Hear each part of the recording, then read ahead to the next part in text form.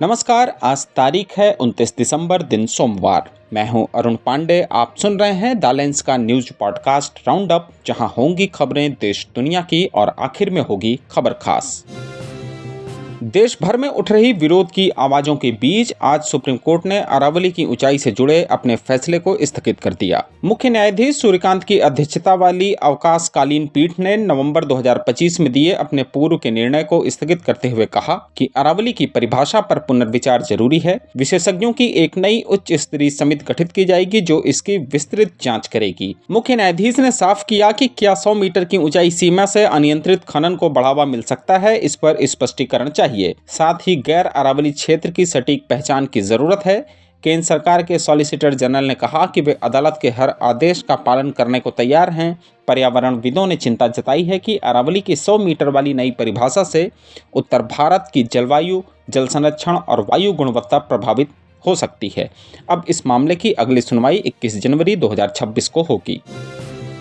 उधर supreme court ने आज उन्नाव बलात्कार मामले में दिल्ली हाई कोर्ट के उस आदेश पर भी रोक लगा दी जिनमें पूर्व विधायक कुलदीप सिंह सेंगर की आजीवन कारावास की सजा को निलंबित कर उन्हें जमानत दे दी गई थी। मुख्य न्यायाधीश सूर्यकांत की अध्यक्षता वाली 3 सदस्यीय पीठ ने सीबीआई की याचिका और अन्य याचिकाओं पर सुनवाई के दौरान यह आदेश दिया। सॉलिसिटर जनरल तुषार मेहता ने तर्क दिया कि हाईकोर्ट ने गलती से यह माना कि सेंगर लोक सेवक नहीं थे, जबकि अपराध की गंभीरता को ध्यान रखना चाहिए। पीठ ने सेंगर को नोटिस जारी किया और मामले की अगली सुनवाई जनवरी के अंत में तय की है। सेंगर फिलहाल जेल में ही रहेंगे। उधर देहरादून में नस्ली हमले में त्रिपुरा के छात्र की मौत के बाद देश भर में विरोध तेज हो गए हैं, जिसने देश भर में पूर्वोत्तर भारत के नागरिकों के साथ दुर्व्यवहार की बहस को फिर से जन्म दे दिया है। त्रिपुरा के 24 वर्षीय एमबीए छात्र एंजल चकमा 9 दिसंबर को सेलाकुई इलाके में अपने छोटे भाई के साथ बाजार गए थे, जहां कुछ स्थानीय युवकों ने उन्हें चीनी समझकर नस्ली गालियां दी। एंजल ने विरोध जताया और बार बार कहा कि हम भारतीय हैं, लेकिन मामला हाथापाई में बदल गया। हमलावरों ने उन पर चाकू और कड़े से हमले किए, जिससे सिर, गर्दन, पीठ और रीढ़ में गंभीर चोटें आईं। ग्राफिक्स एरा अस्पताल में 17 दिनों तक इलाज के बाद 26 दिसंबर को उन्होंने दम तोड़ दिया।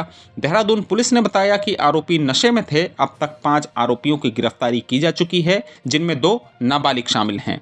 मुख्य आरोपी, जो नेपाल का बताया जा रहा है, फरार है।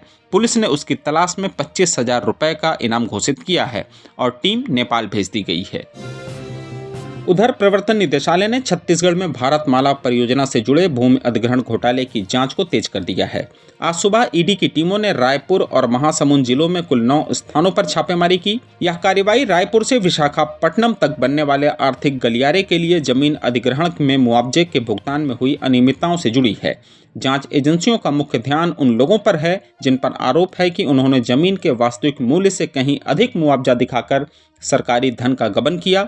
रायपुर में जमीन कारोबारी हरमीत सिंह खनूजा और उनके सहयोगियों के आवास पर छापा मारा गया, जबकि महासमुंद के मेघ बसंत इलाके में व्यवसायी जगबीर सिंह बग्गा के घर पर सुबह करीब 6 बजे ईडी पहुंची। इस जांच में सामने क्या आया है, यह ईडी के आधिकारिक बयान के बाद ही साफ हो पाएगा। आंध्र प्रदेश के अनकापल्ली जिले में टाटा नगर एर्नाकुलम एक्सप्रेस आज हादसे का शिकार हो गई। हादसा रात करीब 1:30 बजे एलमाचिल्ली रेलवे स्टेशन के पास हुआ। ट्रेन के पेंट्री कार से सटे B1 और M2 AC कोच में अचानक आग लगी, जिससे दोनों कोच पूरी तरह जलकर खाक हो गए। दमकल की गाड़ियां पहुंची तो आग पर काबू पाया जा सका। इस हादसे में विजयवाड़ा के एक यात्री की मौत हो गई, जो B1 कोच में सफर कर रहे थे। रेलवे ने प्रभावित यात्रियों को बसों से दूसरे स्टेशन पहुंचाया और ट्रेन को नए कोच लगाकर आगे भेजा। हादसे की वजह से विशाखापट्टनम विजयवाड़ा रेल मार्ग कुछ समय के लिए प्रभावित भी रहा। और आखिर में जरा हटके में जानिए, इन दिनों क्यों चर्चा में है महाराष्ट्र की लोनार झील।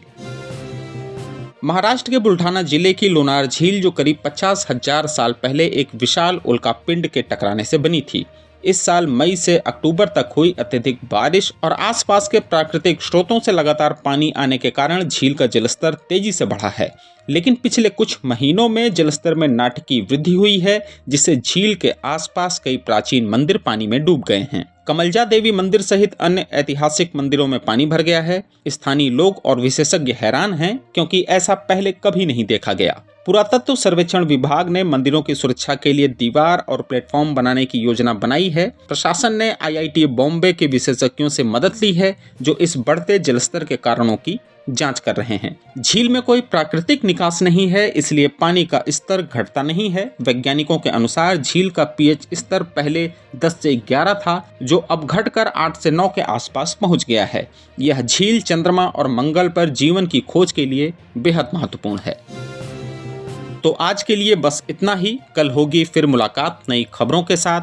खबरों को विस्तार से पढ़ने के लिए विजिट करिए हमारी वेबसाइट theLens.in। यूट्यूब के अलावा हमारे पेज को एक्स, फेसबुक और इंस्टाग्राम पर भी फॉलो करें। शुक्रिया।